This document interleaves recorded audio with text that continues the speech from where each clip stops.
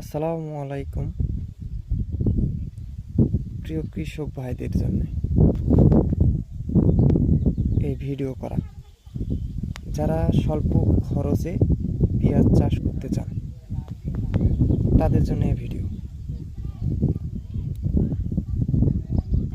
একটি ফসলে আপনি লাভবান হতে চাইলে প্রাথমিক আপনাকে বীজ চারা রোপণ করতে হবে। এমন চারা রোপণ করতে হবে। চারা রোপণ পদ্ধতি শেষের পর 20 দিন পর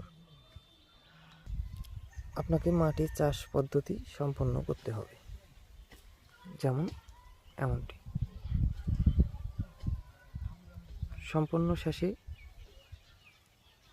এমনভাবে আঁকা টানতে হবে কাজটা তো করেই দেওয়া লাগছে তাহলে আর